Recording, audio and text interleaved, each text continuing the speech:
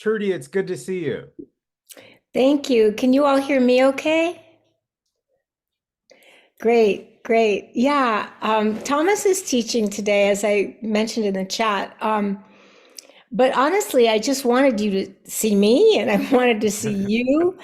And I just wanted to tell you sort of what happened very briefly. And, um, I hope that I'll be teaching next week. I just have to see how my energy is. But if I'm not teaching, I'll still come and meditate with everybody because I would love to do that.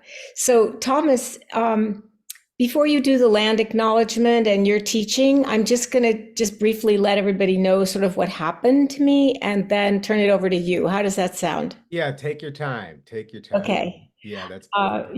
Yeah. So, uh, I was planning to teach all along. I had planned, Jack and I were teaching the way we did last year, a retreat together at the center in Costa Rica called Blue Spirit.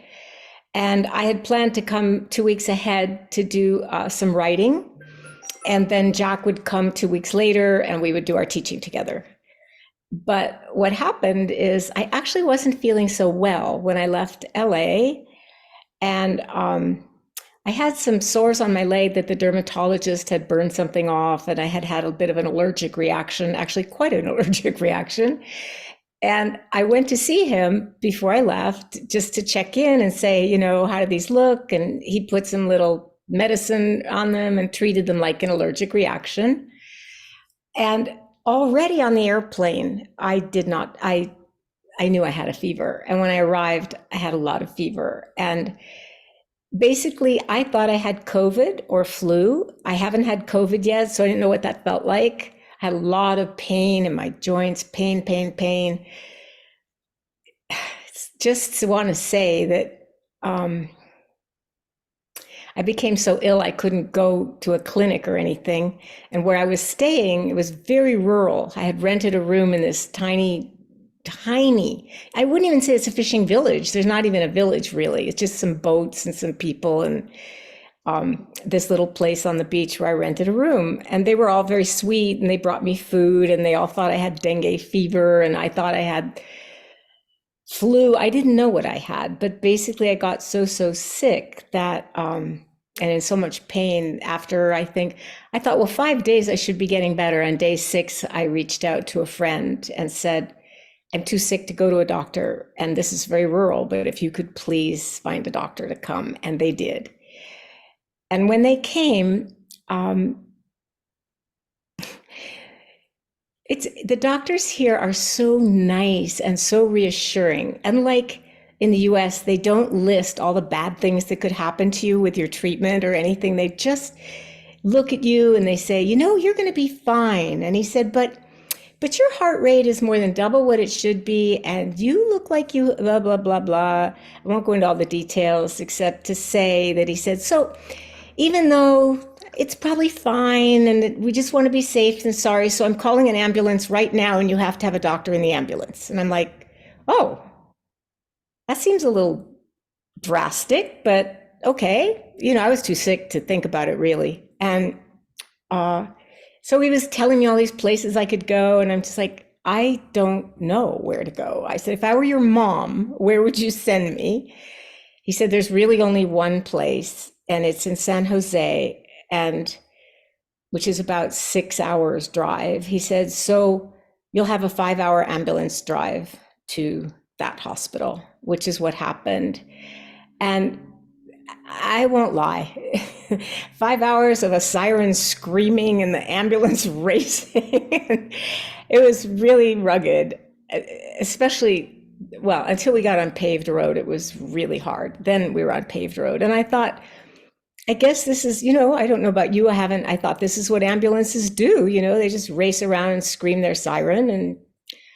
And this doctor in the ambulance, I don't know how he did it. We're rocking back and forth. He inserted an IV. He did all these things. And we were chatting actually on and off. And at one point I said, could you please turn off the siren and pull over? I have to pee. And they were just like, he said, once we turn on the siren, we're not allowed to turn it off. And I thought, that sounds fishy, doesn't it? But I don't know, Costa Rica, laws, who knows? Long story short, when we got to the ER, they got me all settled. And when I asked the doctor what was wrong with me, he said, because they had gotten the test results in the ambulance, I did not have dengue fever. I had a massive bacterial infection. And the doctor said, you are in septic shock. And I said, wouldn't I be more dead than I am if I was in septic shock? So I just want you to know you can be dying and crack jokes. It is possible. So I had to stay in the hospital for 9 days to have IV antibiotics. And I have to say that doctor who came to do the, house call in the rural area, I was an hour away from him. He came. That doctor and the one in the ambulance, I mean, they just completely saved my life. And I texted Dr. Leo, the ambulance doctor, later, and I said, like, was that true about the siren? He said, no, it wasn't. But he said, I was aware of how seriously ill you were, and we couldn't possibly have stopped.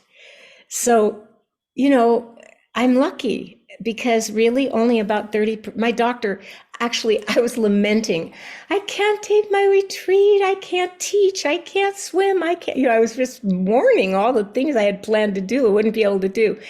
And one of my doctors was there and she looked at me and she said, look, only 30% of people survive what you had. So that really changed my perspective. I'm really grateful to be alive. I'm grateful to the doctors who saved my life. And I'm very, very tired. And I'm lucky that I was strong and healthy when I went into this. Because my friend Sharon Salzberg, this happened to her a few years ago. Some of you may know or remember. She's been a great support. But Sharon, she had asthma. She wasn't fit when it happened to her. And so for her, she couldn't even walk for a while and had to use a walker. And so I feel I can go up and down stairs. Jack is coming. He went to teach the retreat. Jack is coming back this afternoon. I feel it's surreal to have had this experience. I will tell you, it's very odd and strange. And right now I'm in we're renting a room in the house of a friend of a friend.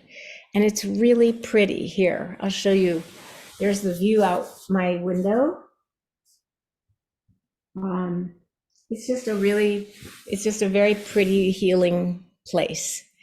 So I'm going to turn it over to Thomas, and I just really wanted to share with you how incredibly important the practice has been. Do your practice. Honestly, do your practice. You never know what's going to happen. And, during the day, I've been fine, but nights are hard sometimes when you don't feel well. The nighttime is hard. And to be able to, even though when you're tired and sick, you can't concentrate, but you can be present. You can recognize the people who are present. And that's the other thing.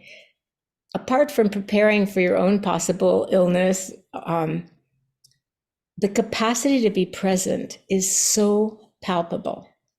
When I was in that room, I could tell instantly when a nurse walked in or whatever, the people who take your blood or, all the people who would come and go in your room, I could tell instantly who was really present. And those people were the most healing presences for me.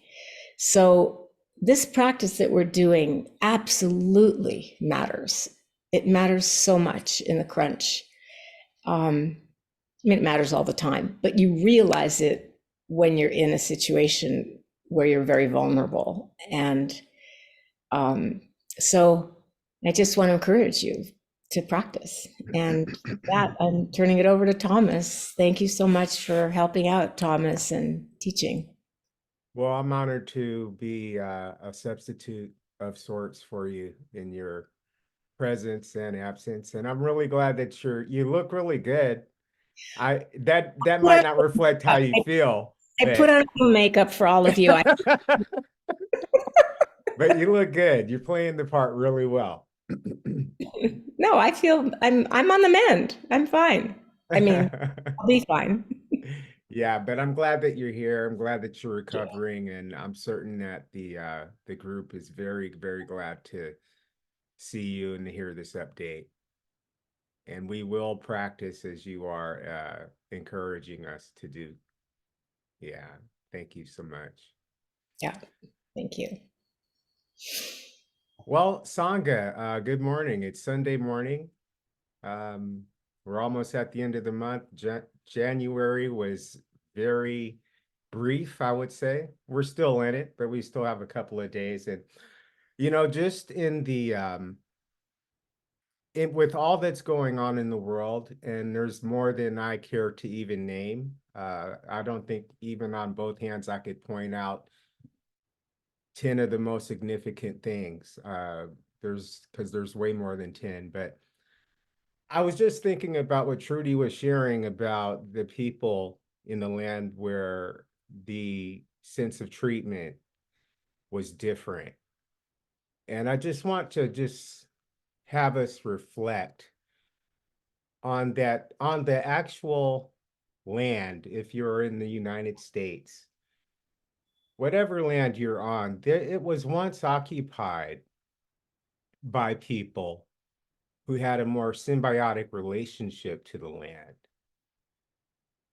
And those people had great times. They had times that they were sick as well. But on that land, that relationship that they had to the land, they were able to derive their medicines from the land and from nature itself. And so they utilized the land. They learned the land. They were taught by the land. They were in a dependent relationship to the land itself. And just in terms of just being human beings and all our modern advancements, we've kind of gotten away from that relationship. We don't know how to necessarily go to a plant that's going to address a certain ailment or a brew of some sorts. And with that said, I just wanted to just make an acknowledgement of the people whose land that we are on and how the relationship that they had to the land itself. And it is in that honor that I want to make mention of the Tongva people of the Southern California, LA area. And with gratitude to just say thank you for leaving a space for all of humanity to dwell. There's also the Chumash people, which I believe is in the further Southern California area. Um, they also learned that land, although it was a different topography. They developed a certain type of relationship to derive from the land the things that they needed for their sustainability. And it is just in this particular note set by the framework that Trudy offered about her healing journey that I just wanted you to just consider that maybe right outside your door there's a plant or a bush that offered something that's offering something that maybe we just don't have the ability to recognize its value. There's some significance. Maybe a mile from your house, there's a hill or something that they used to walk up when they were going to gather things for the sustainability of their tribes and people. And so it's just in this particular note and texture that I just wanted to make the land acknowledgement that there is healing in the land and on this specific land, although we may not have the proper methods to derive from the land what's there, but just to acknowledge that there is a possibility. So, um, yeah, with all gratitude, I want to just again say thank you, Trudy, for your time this morning, for your share this morning. And group, we're going to move into a period of practice. And I would just like for you to find a space that is most appropriate for you, for your posture, listening to your body, allowing yourself to just feel what is the current condition in terms of the energy that I'm feeling, in terms of the comfort that I'm feeling, and just allow yourself just to settle in and just to be still for a moment.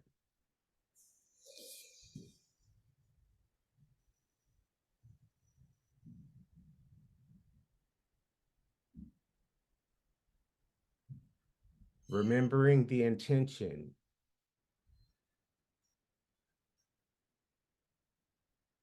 of your purpose for coming here.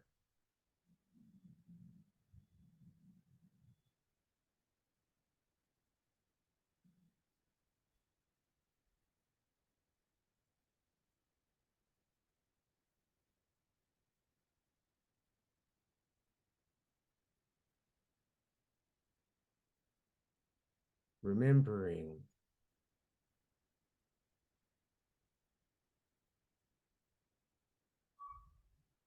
that there is a destination called the present moment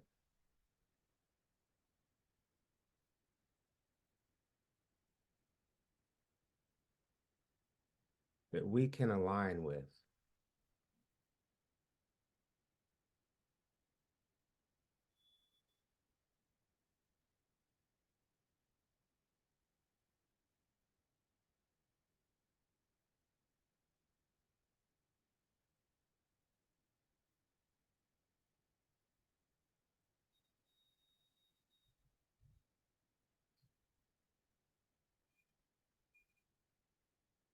And as you settle into this present moment, allow your air pathways to be open and allow them to function in their own pace, at their own tempo,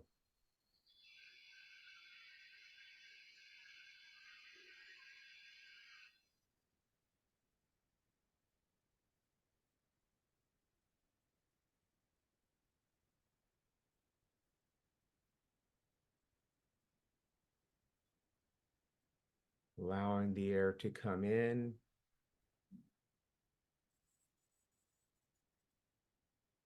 and allowing your body to settle in a little more as the oxygen leaves.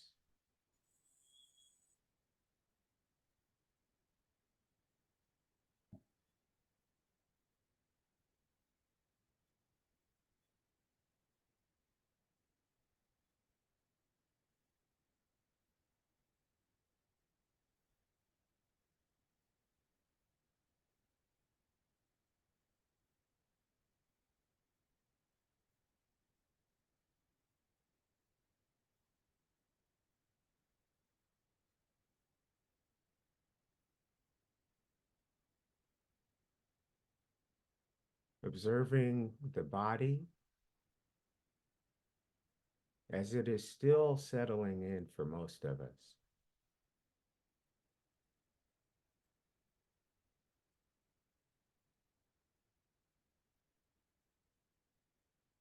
Being patient with yourself and allowing your body time to adjust to this intention that you have set.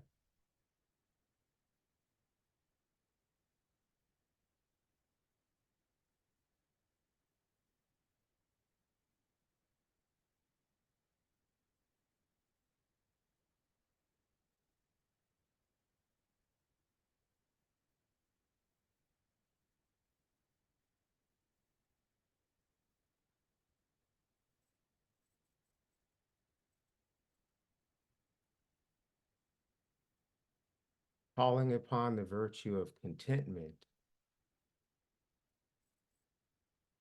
which will support our stillness.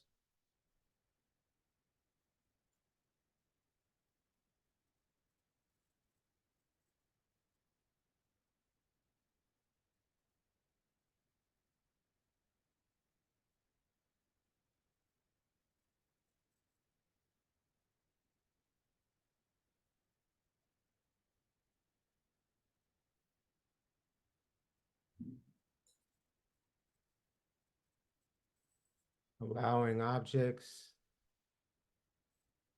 of sound in your environment to coexist with you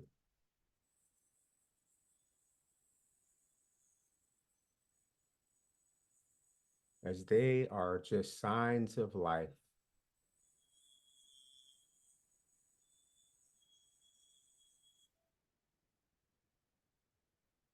existing in their moments, just like we are.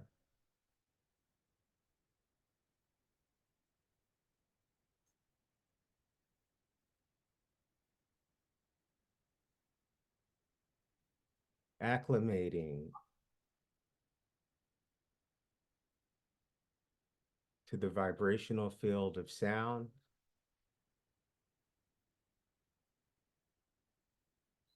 and to the vibrational field of the body itself.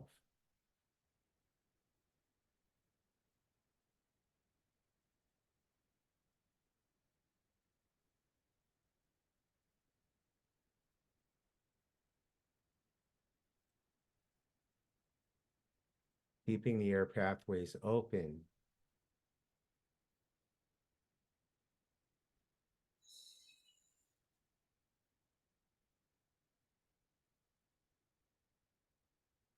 and seeing these signs of life internally and externally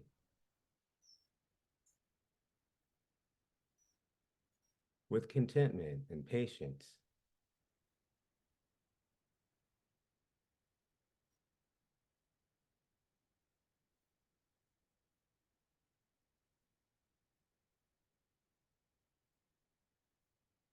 I'm going to invite you to bring your awareness into the realm of the body so you can observe another field of awareness called feeling tones.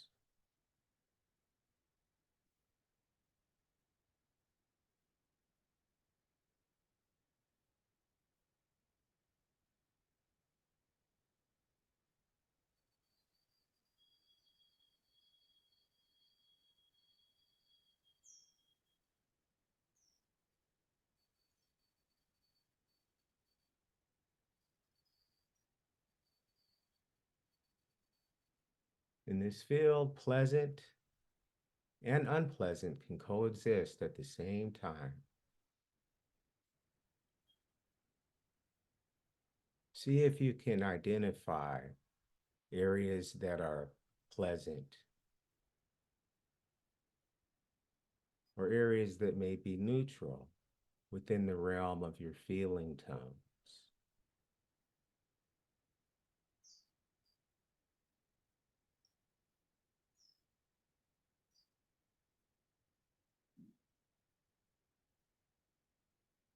And notice how fast they change.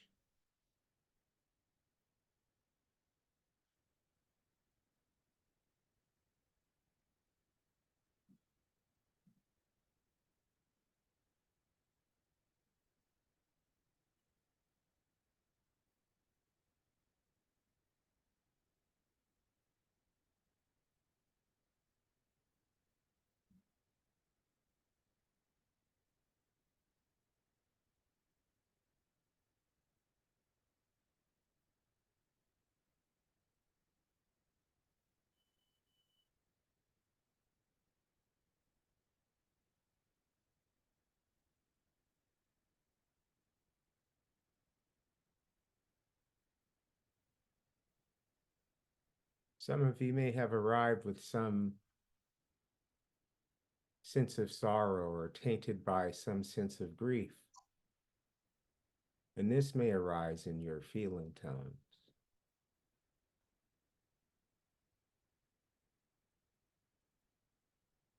Or perhaps suspense and excitement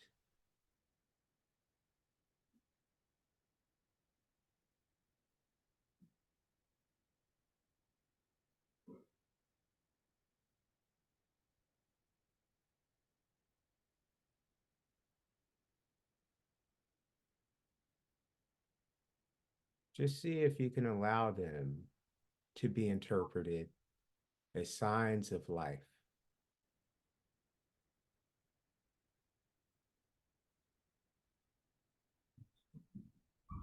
without the stories of why or how that's associated to those feeling tones.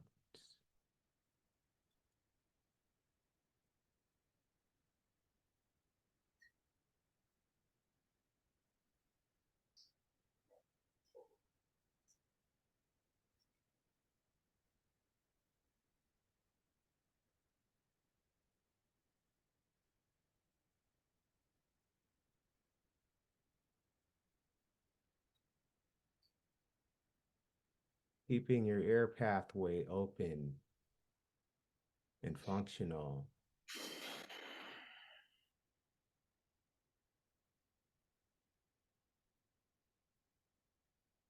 allows the body to remain balanced and within equilibrium in this journey of exploration.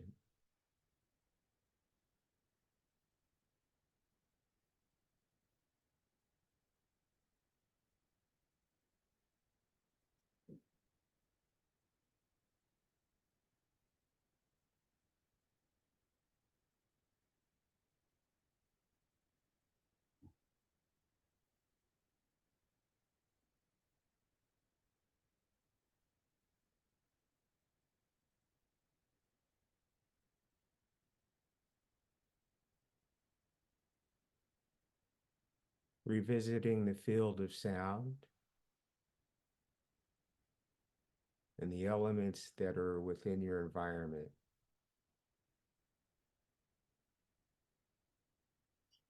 Noticing how that may have changed for you, how you have adapted to it.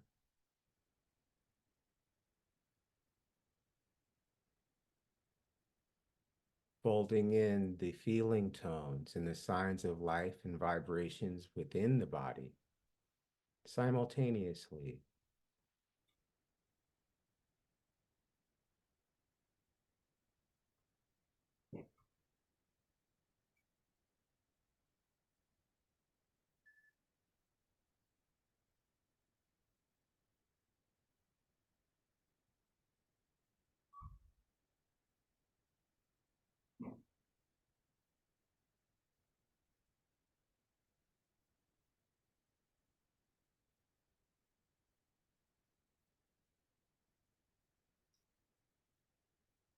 And now I want to invite you to observe the quality of mind.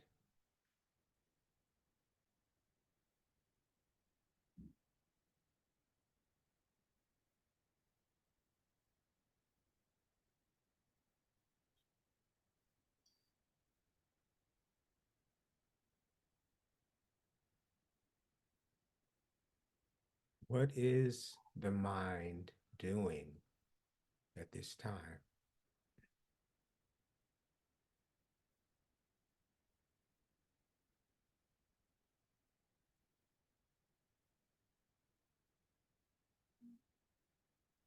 Is it still or is it active?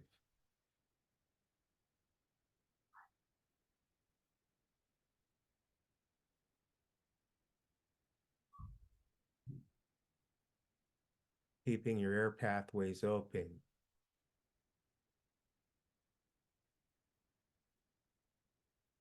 We'll just do a little bit of investigation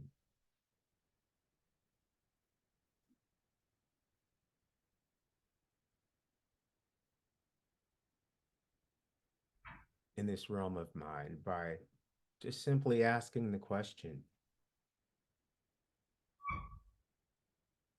is the mind offering anything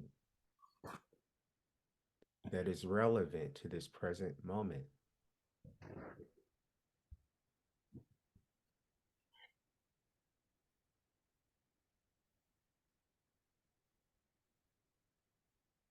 Can my innate wisdom discern if the mind is offering anything that is relevant to this moment of stillness and observation,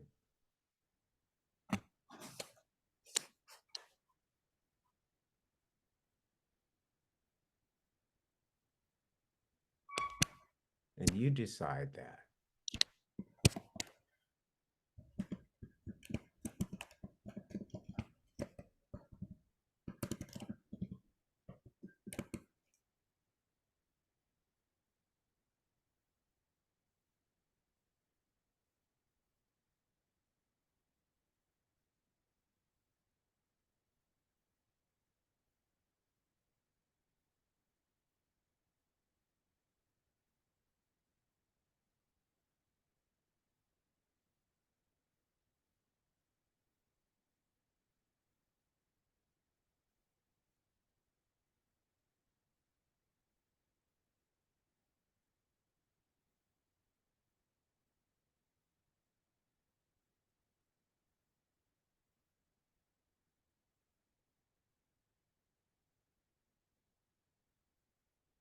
it is mindful awareness itself that allows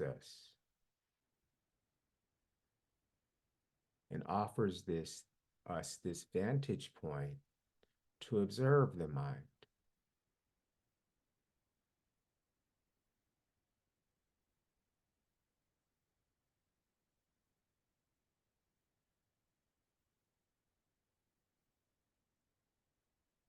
To offer just a little bit of separation from the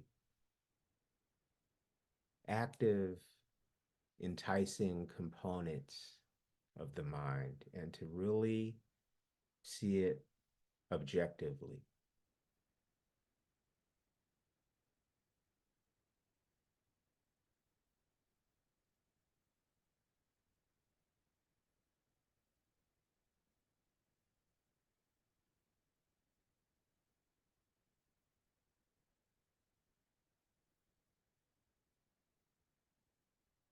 And in the process, we may remember our true nature and recover ourselves from the snares and entanglements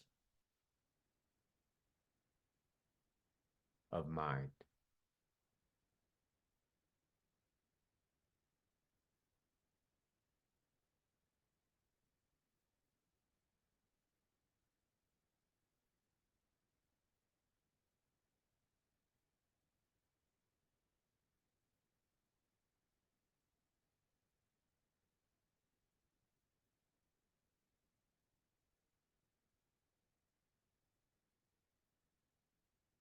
Keeping the air pathways open, we're going to make one more final transition into the realm of the heart, wherever that is for you.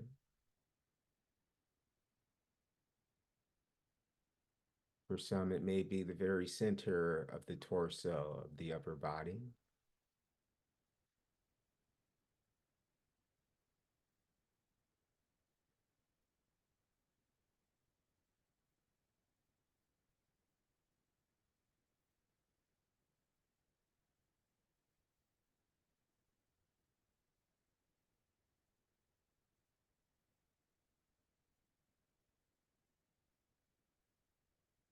And once you arrive there, just allow yourself to feel yourself breathe.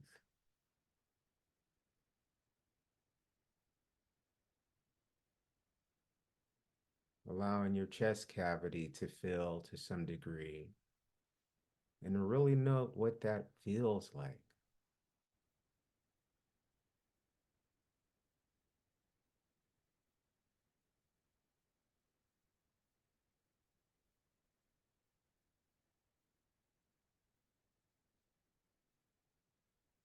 There's no words that can really describe the significance of this basic function.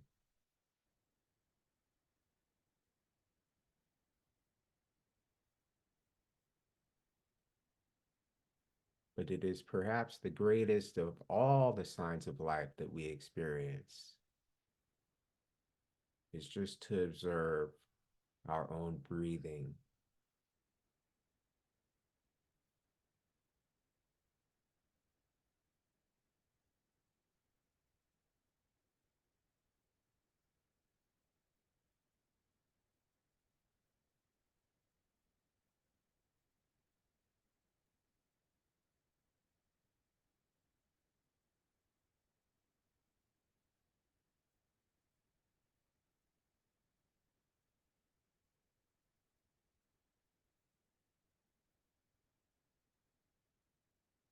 And this function of breathing communicates a sense of agency that each of us may continue.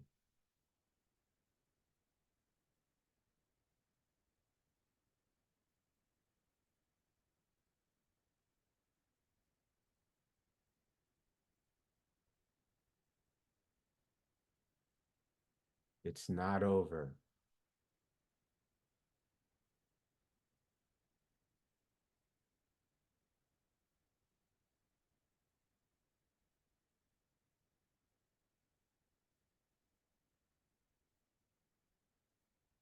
This function of breathing is the final authority.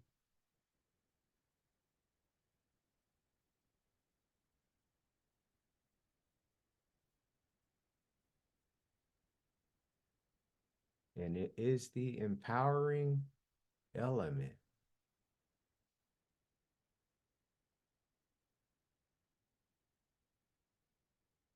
that allows us to pick ourselves up, dust ourselves off. And if this is present, we can continue.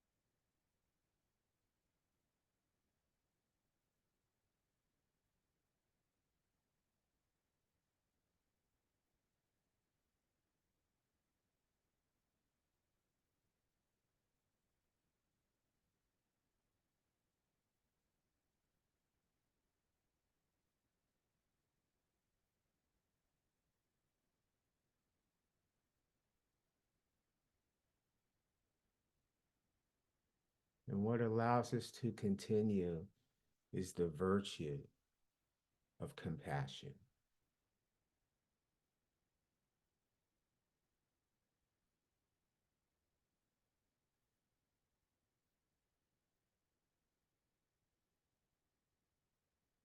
Acknowledging the dots that didn't connect, the dots that never seemed to connect, our frustrations, our pain, and disappointments,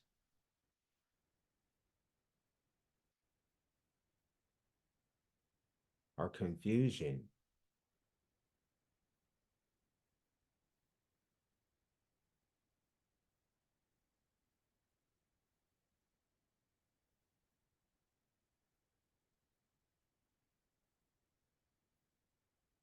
Compassion reaches through all of that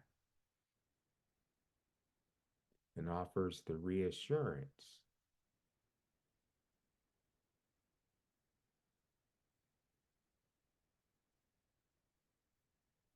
that we belong here and that it's not over.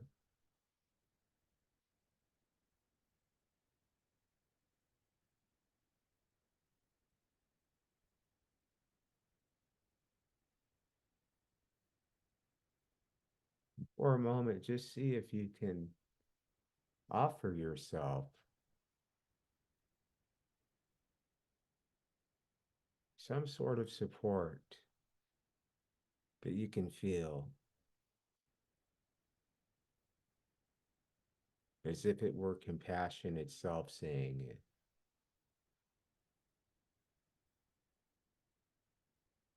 Be receptive.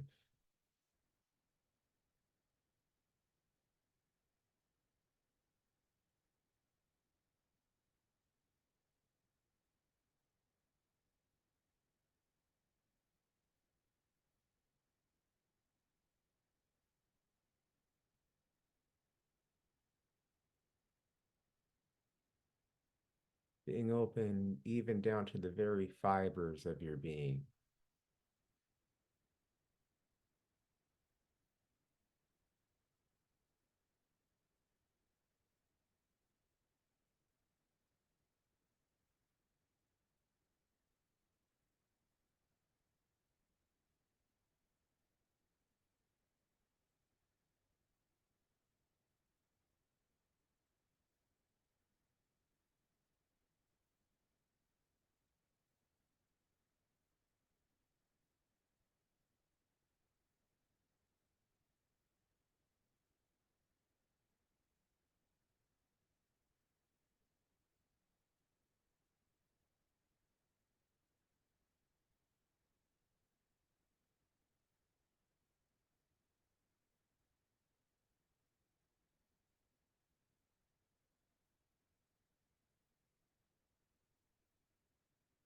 Allowing your air pathways to remain open.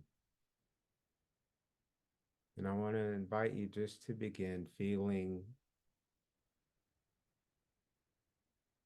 the cyclical process of oxygen as it comes in and out of the body. As we begin to transition from this still and internally focused practice to our external relational practice of being in Sangha together.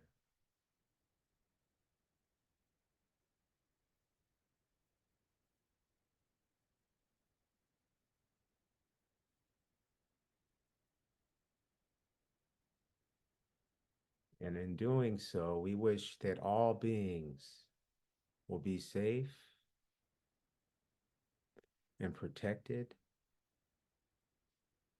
from internal and external harm.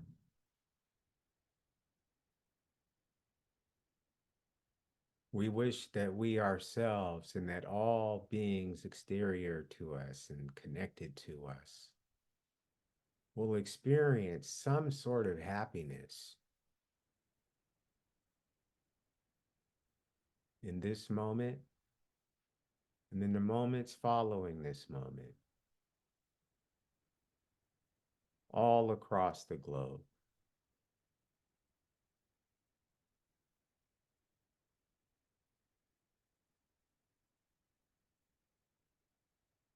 And we wish that we ourselves and all beings that we are connected to will experience ease and perhaps even joy.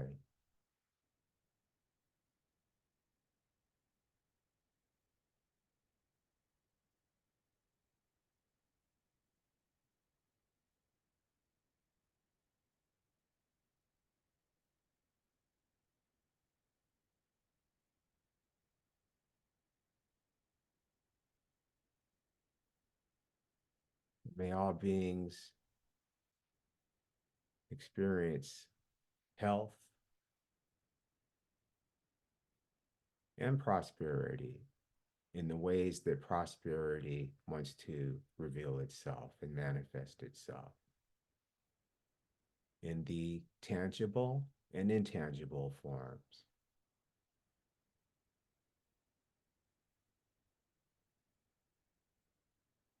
Taking a final breath together, 1, 2, 3, inhale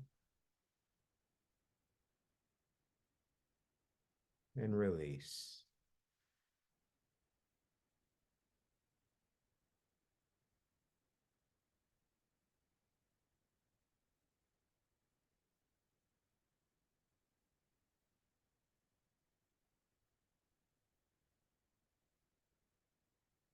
I want to thank you for your practice. I'm really grateful that Trudy was able to be with us this morning for a few moments.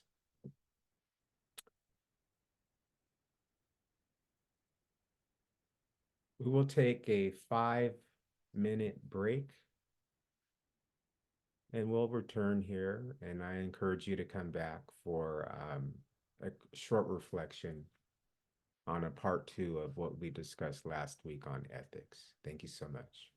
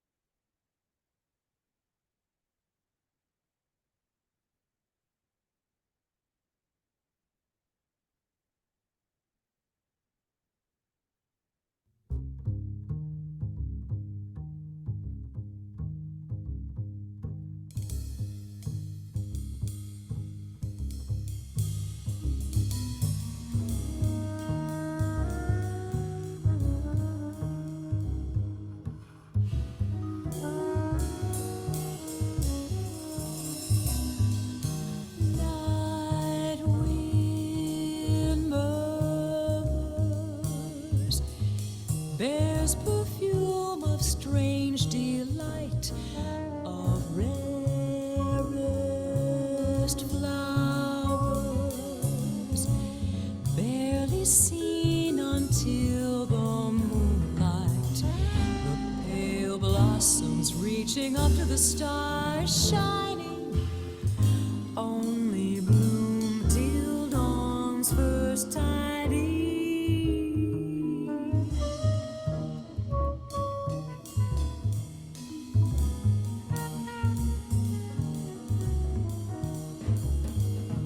Like the moon that draws the blossom's fragrant prize, you softly, gently touch me with a mystery in your eyes, my heart yearning for the light of your love's power, like the shy narcissus flower.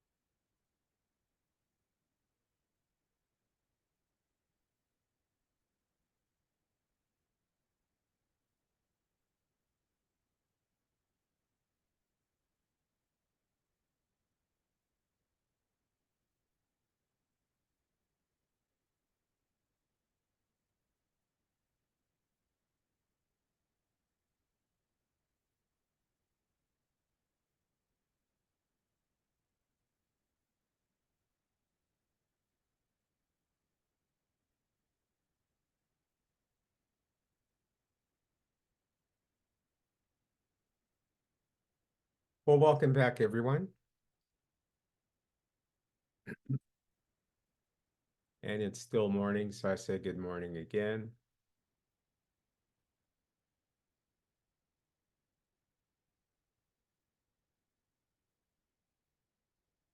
I hope that the practice period was supportive for you and that you found it accessible.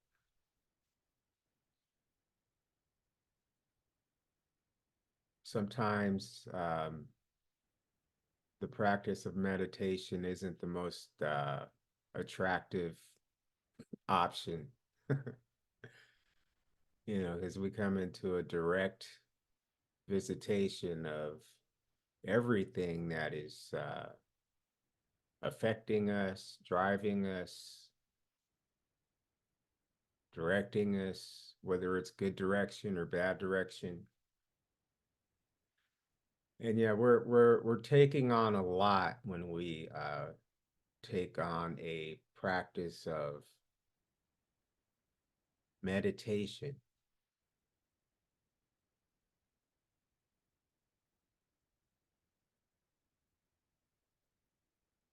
It doesn't always deliver what we think we need. And yeah, I just want to say that we mature with it, as we mature. And it's interesting because I'm a mentor in the mindfulness meditation teacher certification program, which is a program that is headed up by Jack Cornfield and Tara Brock. And they work with students all across the globe. And there's a lot of students that are really eager, ambitious about becoming teachers and facilitators. And, it's just dawned on me, and this is something that I share with my students, that one of the most critical elements of a spiritual developmental practice that is inescapable and that there's no getting around it is the influence of time itself.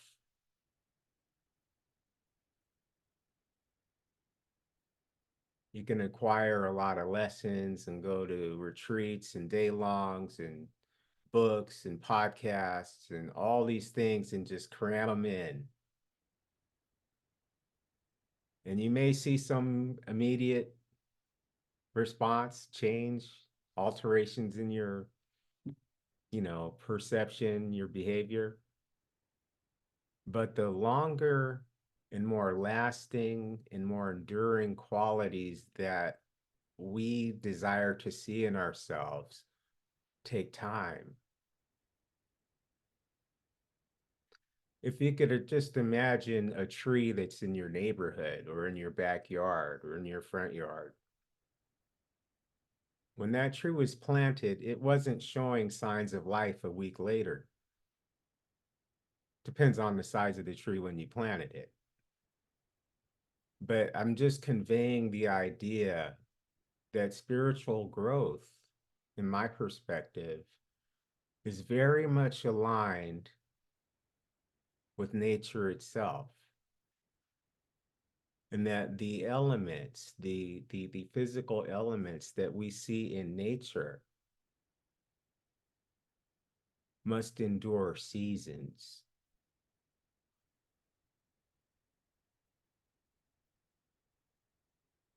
Not just one season, but multiple seasons of the same characteristics of spring, summer, winter, fall, maybe throw autumn in there for a minute.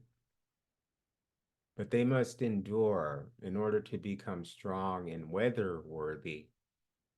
They endure seasons. And in my perspective, I don't think it's very much different for us in that the depth of our practice, the depth of our realization requires time. And so I offer this to you as a perspective just to maybe loosen your grip on the ambition and the need to see results so fast. And a good part of that waiting is just seeing yourself under construction.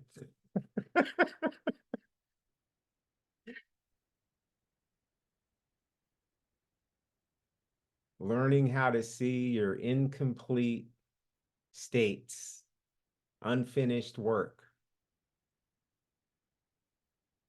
And I know that's not hard to find. But we're all a work in progress, and I really feel like it's just our attitude about our development, our spiritual growth, and the ideals that we hold for ourselves. It is the element and the crucial factor of time that really plays out that has the final say. And it's what really offers us the nutrients that we can't get from a podcast, or that we can't just kind of like stir up really quick during a meditation practice or something like that. All of those things have benefits, and we need all of it. And the element of time is what brings it to maturation. So I just wanted to offer that to you, and that your time spent here today counts towards that. There's a um, an element about the topic of ethics that I've been living with for a while now. And last week, for those of you who were here, you may remember that I shared that ethics was one of the prerequisites to enter into the classical Sangha of the Buddhist time. And you didn't come into the Buddhist Sangha, just rushing to a mat to go sit and meditate or to be instructed in meditation for long periods of time. New initiates were introduced to cultivating ethical conduct. And one of the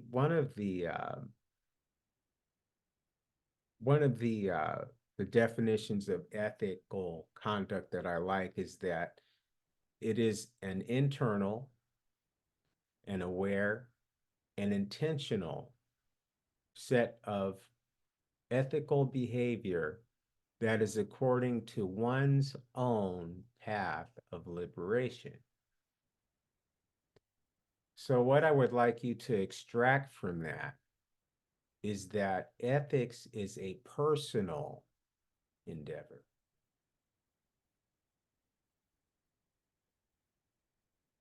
Oftentimes, when we're presented with ethical codes of conduct, it comes in the form of precepts, like when we go on a retreat, and we covered that a little bit last week. And those are important too, because those are what kind of sets the framework for peaceful and harmonious coexistence with other human beings who have gathered for a specific purpose, which maybe we could call it today meditation. But it could be any type of gathering where you're going to be in relational dynamics with other human beings. There needs to be some sort of rules of conduct so that everybody can be focused and open and free to do what they gathered to do. But again, from that, I would like to extract the idea that ethics is an internal, aware, and intentional set of ethics or conduct or behavior that guides you, that you are informed by on your own path of liberation. Last week, I shared a video of what I framed as a conversation that took place between three practitioners in the genre of jazz. And I asked if we could observe that to see if there was some sense of ethical dynamics that was at play in that unfamiliar setting of where we would typically look for ethical conduct. But they weren't sharing any words.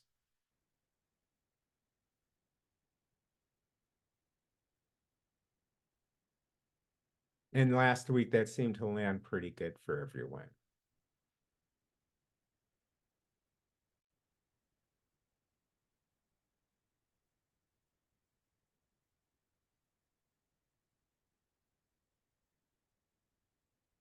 What I want to raise this week is just to kind of push the envelope a little bit further. And just to say that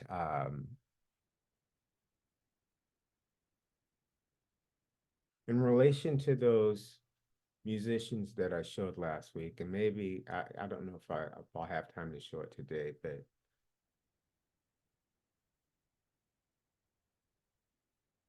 a quality of ethics that I'm really trying to tap into to articulate to you is just this idea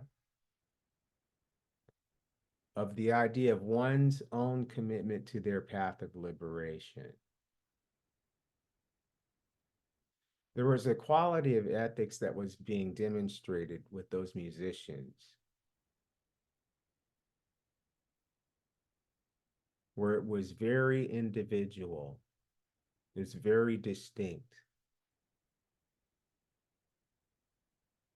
almost to the point that if you took the piano player away or the bass player away, each one of those individuals would have been perfectly content just being there doing what they were doing alone.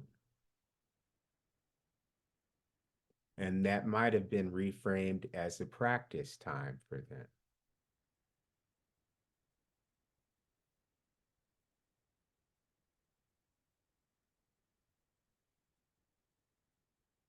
Moving further a little bit, I just want to convey the idea that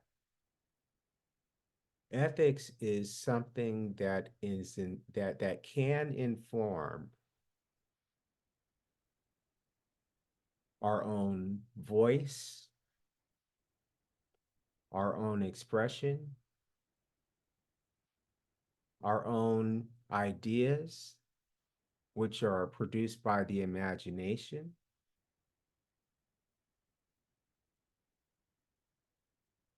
and even what I would call perhaps our own intellectual properties. And having a very vibrant relationship to our heart and mind and being attuned to what it is offering us in terms of ideas to explore.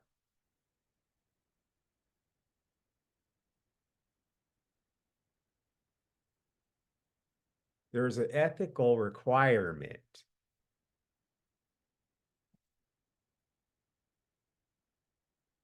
that is accessed and that we tap into when we become more internally focused and preoccupied with what we are being prompted to do and say and express and share and cultivate.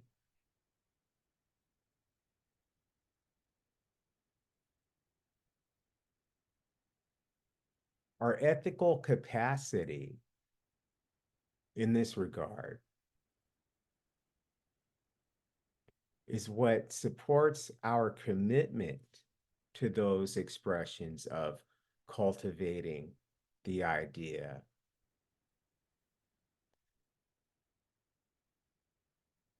What I'm trying to frame out here is that ethics is not just relational. What I'm articulating here is that there is another dimension of ethical conduct that can be at play when nobody's around at all.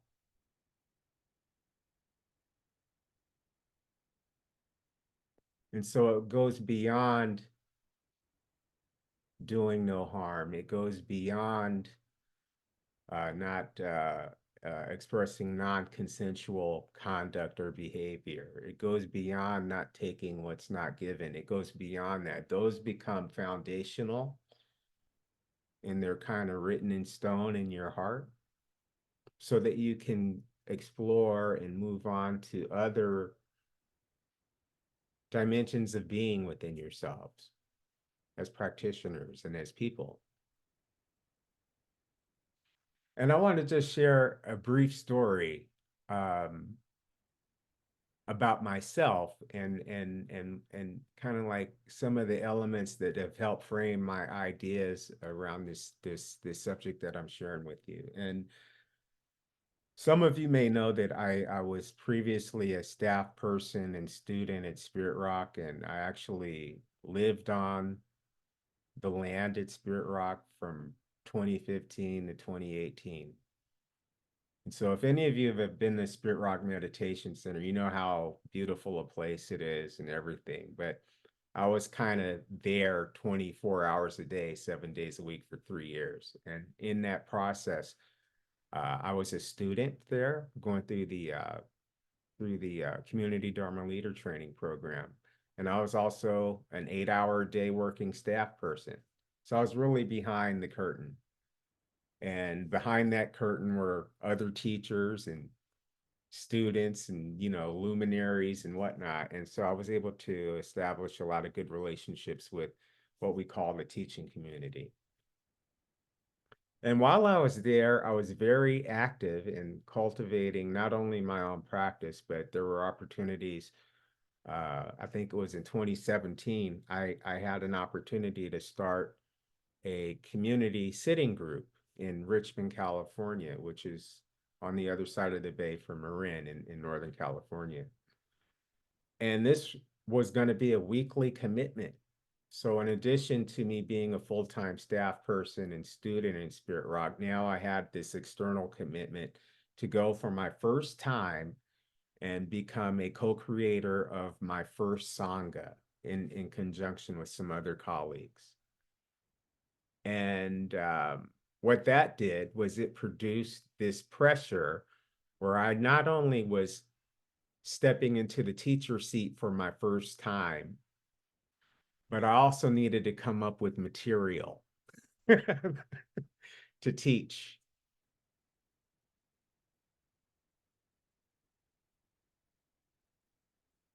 And I want to just step back a little bit just to give you a little bit more of the framework on how I work and what has influenced some of my own innovation. And so as a child of the 80s and 90s and whatnot, I was very much influenced by a vocal art form called rap and within the culture of hip hop. And in these circles, first of all, there's many different kinds of rap, but the type that I was informed by was much more artistic, much more dynamic, and they would get together, these vocal artists or rap artists, and they would gather together in these circles that they would call a cipher. And in those ciphers, they would get together and they would, in the moment, come up with what they call freestyle raps.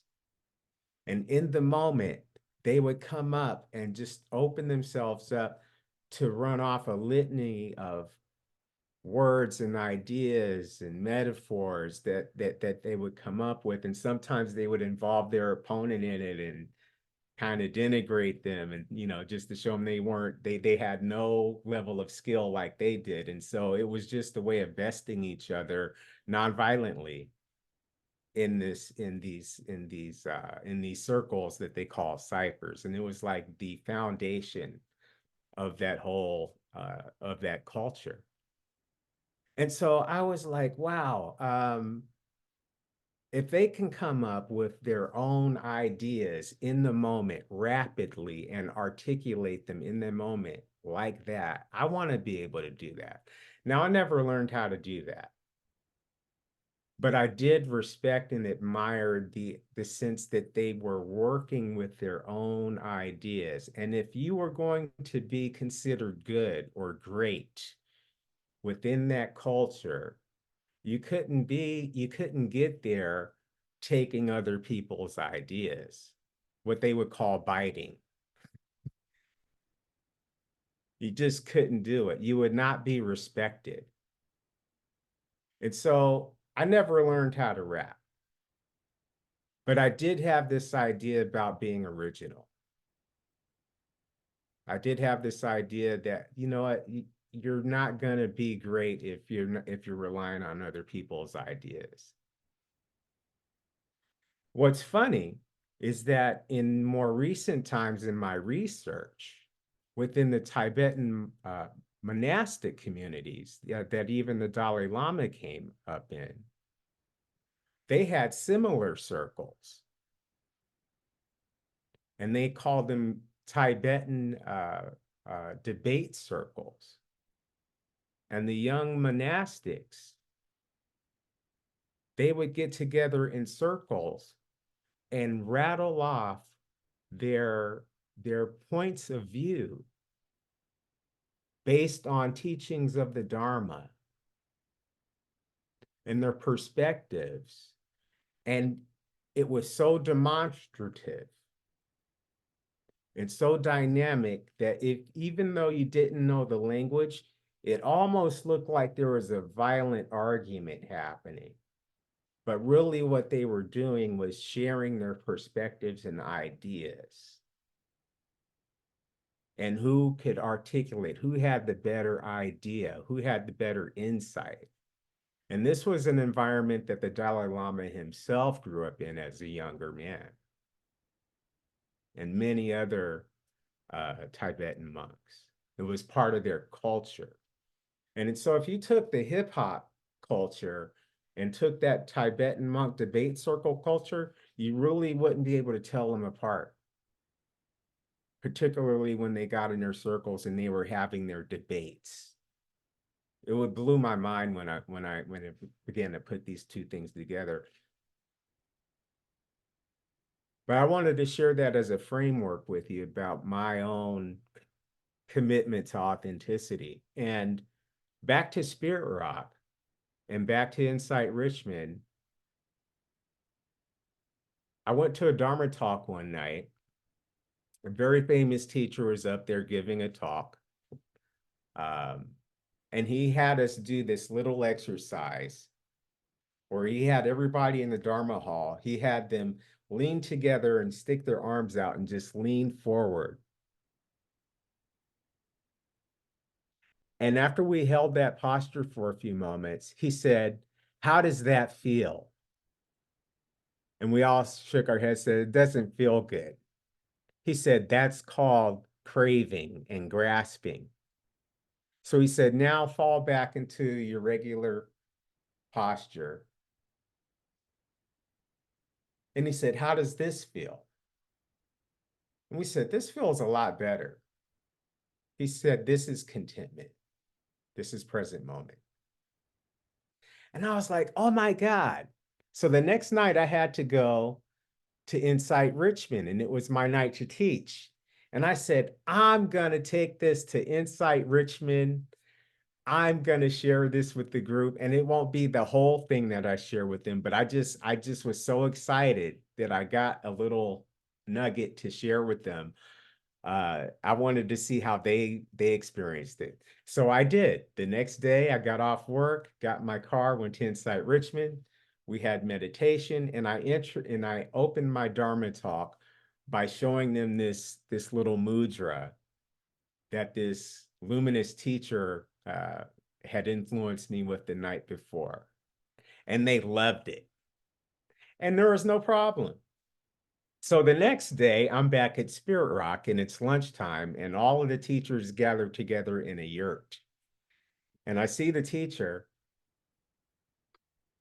and I'm really excited from the night before. And I go and I get my plate and I sit down next to him. I'm like, good afternoon. We're just kind of having really good exchange and everything. And I said, hey, you know what? I want to tell you something. And he's eating. He's like, sure, tell me. And he said, I told him that, you know what? The other night when you showed us that mudra of leaning in and then leaning back, I really liked it so much that I took it to my new Sangha, Insight Richmond, and I shared the same thing with them, and they loved it. And so he put his fork down and he looked at me really calm and really calm and kind. And he said, that's really great. Did you tell him where you got that from? And I froze.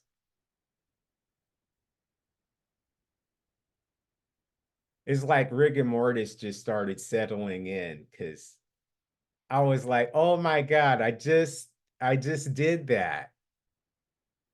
And he wasn't beating me up or hammering the point, he would just simply ask me, Thomas, did you share it with your group where you got that from? And then with a sense of shame, I said, no, I didn't. And right then, all of the influence from the hip hop ciphers and the commitment to originality came flooding back in. And there was almost a sense of ethics that was reinforced that I forgot. My own internal, aware, and intentional sense of ethical conduct based on my own path of liberation. And part of my path of liberation is not to rely upon other people's ideas.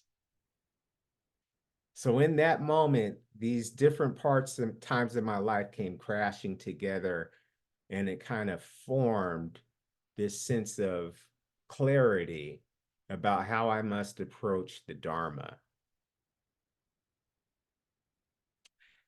Now, was there any fault in me sharing what I did with my group? No.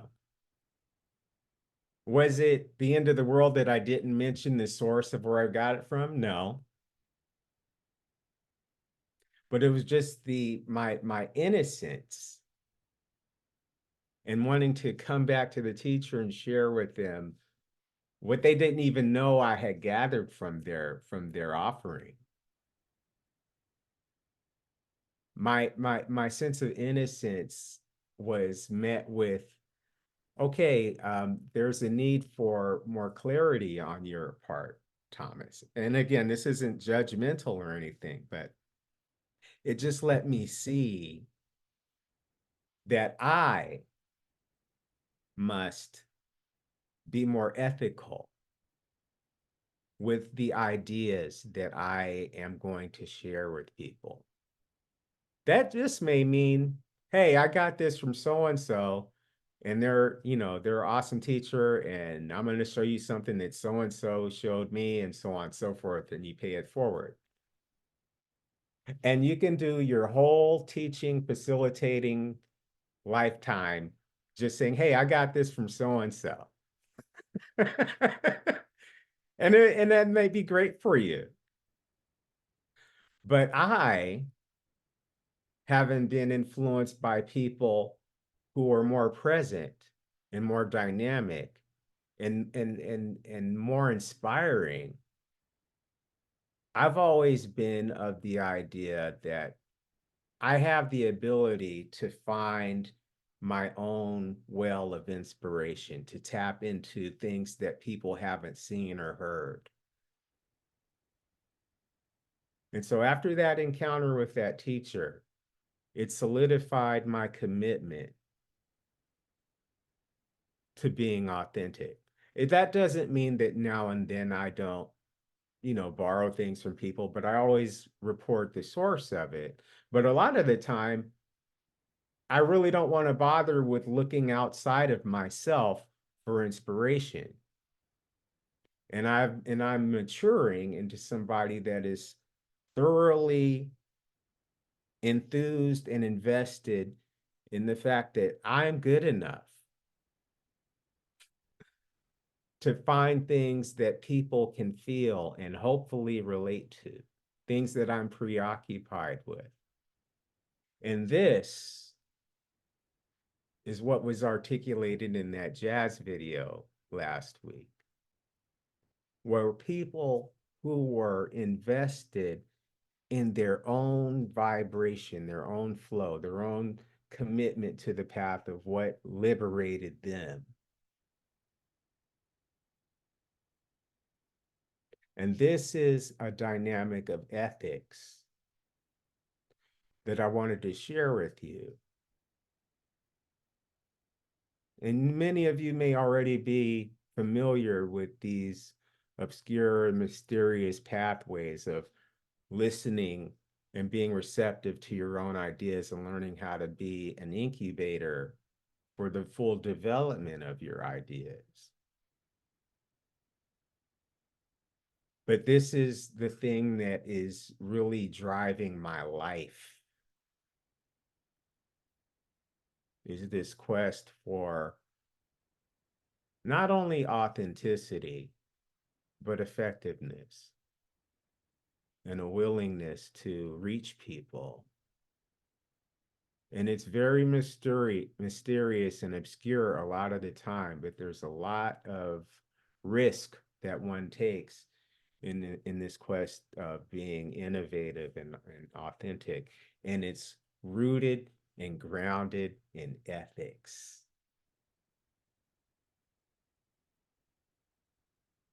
I'm not interested in taking what's not mine. I don't want anything that I'm not supposed to have. I mean, it has just moved me beyond the more elemental or elementary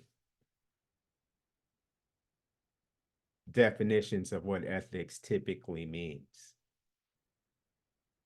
And I wanted just to share this with you as for some of you as a reminder, but maybe for some of you as an introduction and agency and permission that it's okay to not sound like everybody else.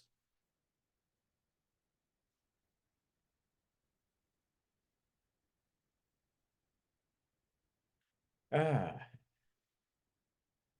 I'm getting the cue that I need to stop here, and I will I'm going to follow that cue. So if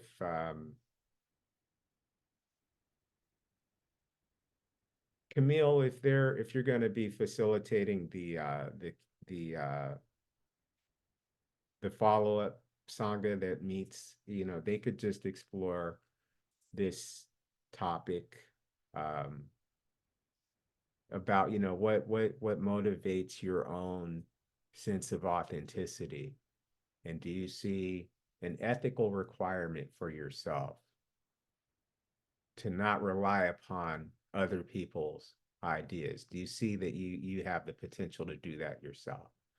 Something like that.